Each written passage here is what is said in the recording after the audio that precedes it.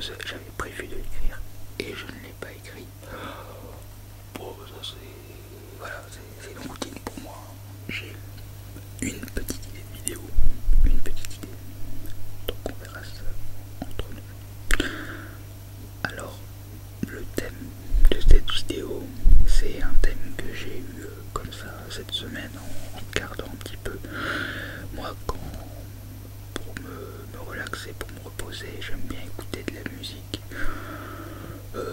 un peu douce. Souvent, quand je lance mon application de musique, donc ça me lance une playlist sur Spotify qui s'appelle Sleep. Sleep comme sleeping, hein, pas sleep comme... Voilà. C'est une genre de musique un petit peu tremblotante, un petit peu en... Je dirais pas en 16 bits, mais ça a un petit côté nostalgique et j'aime beaucoup. Puis je me suis dit, mais c'est bizarre, c'est des musiques que j'aime bien, mais je vois pas du tout... je vois pas du tout pourquoi ça me fait ça. Donc je regarde sur internet, je me dis, oh, pourquoi pas. Et j'ai un petit peu de trigger, c'est cadeau. Donc je me dis, je vais regarder sur internet et puis je vais me renseigner. Et là je suis tombé sur des genres de vidéos vachement bizarres qui s'appellent Dreamcore. Alors j'ai pas trop saisi en fait le principe, hein. Je me suis un peu renseigné mais j'ai pas non plus bossé plus que ça là-dessus parce que c'était simplement une vidéo informative par rapport à moi et par rapport à ce que je ressens et ce que nombreux d'entre nous peuvent peut-être ressentir par rapport à ça. Donc je regarde bien ça, donc je crois que ça s'appelle Weirdcore et c'est... On se retrouve sur des petites vidéos, des toutes petites vidéos avec des pièces vides, extrêmement vides et soit très grandes, toujours vides, ou soit très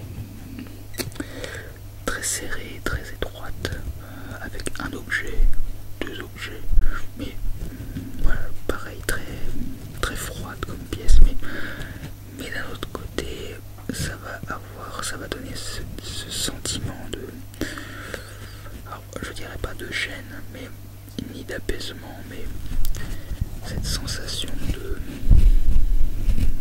d'un état second quand on regarde ces vidéos. Alors, petite anecdote, j'ai regardé donc un peu ce que c'était et apparemment ça travaillerait un petit peu la mémoire nostalgique de notre enfance, enfin du moins ça rappellerait un petit peu notre enfance.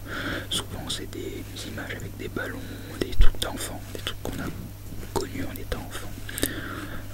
Moi j'ai beaucoup connu ce genre de photos, ce genre de vidéos. En revanche, il y a des choses que je n'ai pas connues parce que ce sont des vidéos américaines.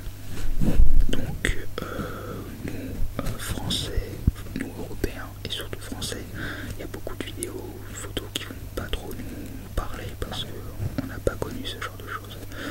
Ça fait parler à l'enfance et par exemple des driving ou que ce soit, bon, on n'a pas des masses en France et encore on en a certains, mais se rappeler par rapport à l'enfance c'est impossible, enfin c'est presque impossible. Donc beaucoup de vidéos ne peuvent pas nous impacter.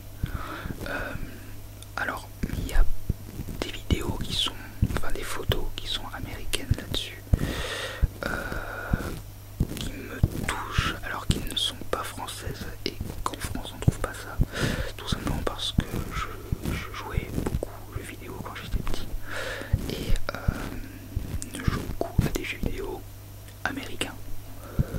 Je pense à Max Payne, je pense aux Sims, je pense à beaucoup de jeux vidéo où on a beaucoup de pièces, de meubles qui sont qu'on retrouve justement là-dedans. Et c'est ça qui va me faire rappeler mon enfance parce que je vais avoir eu un flashback sur ces jeux-là. Et c'est pour ça que ça va me toucher justement parce que voilà, il y a cet aspect de nostalgie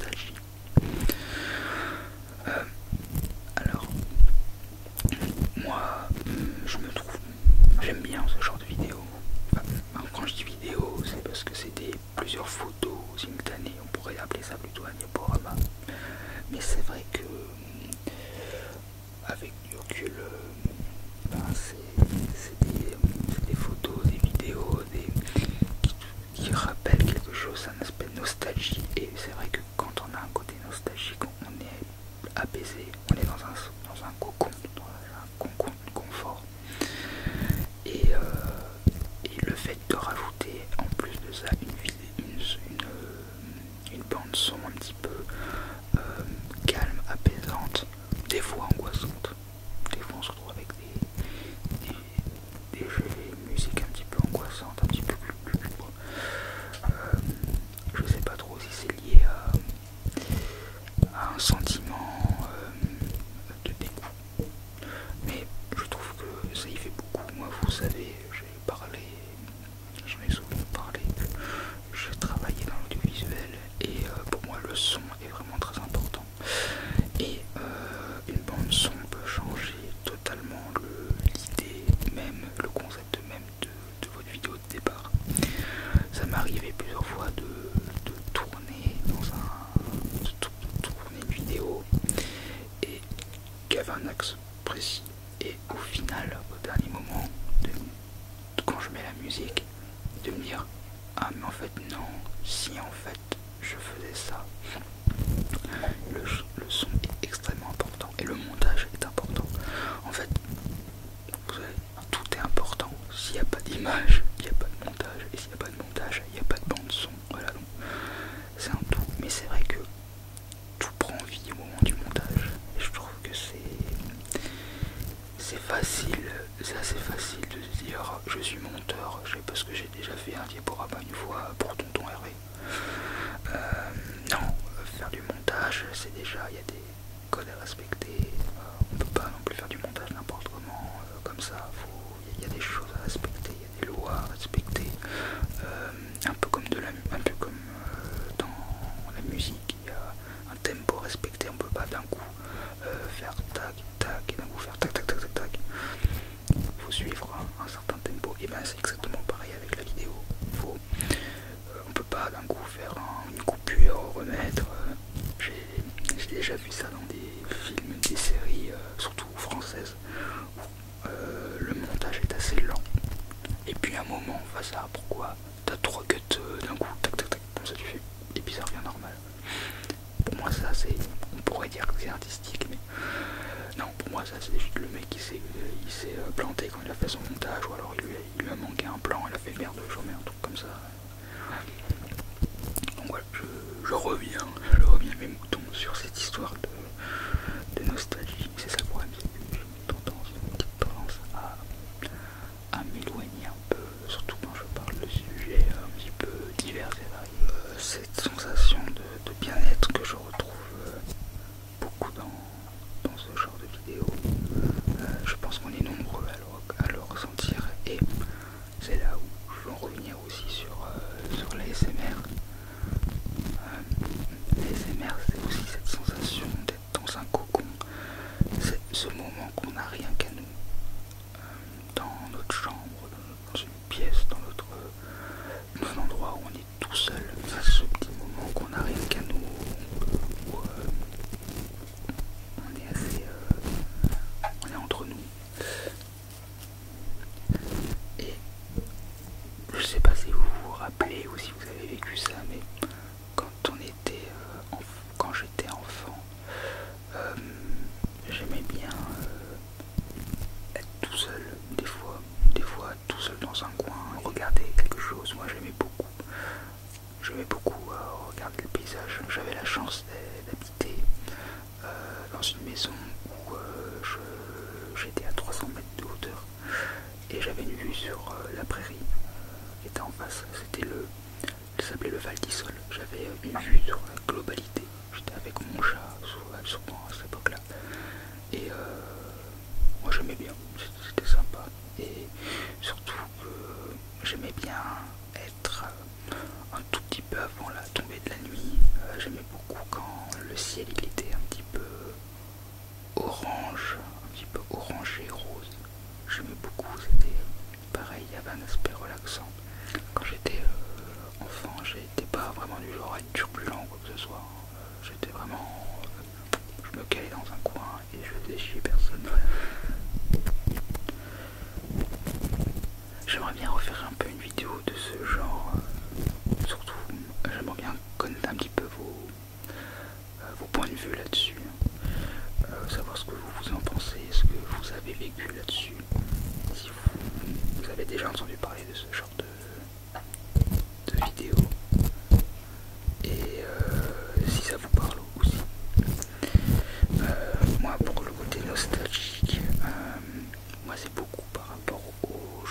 vidéo, parce que comme je vous dis, je jouais pas mal aux jeux vidéo. Et c'est vrai que les jeux vidéo ont un aspect un petit peu, surtout à l'époque, quand on voit ces photos là, on se retrouve un petit peu avec un aspect 3D un peu mal foutu qu'il y avait sur les anciennes consoles. Surtout moi je suis un joueur de PS2, donc voilà, c'est un 3D un petit peu mal foutu.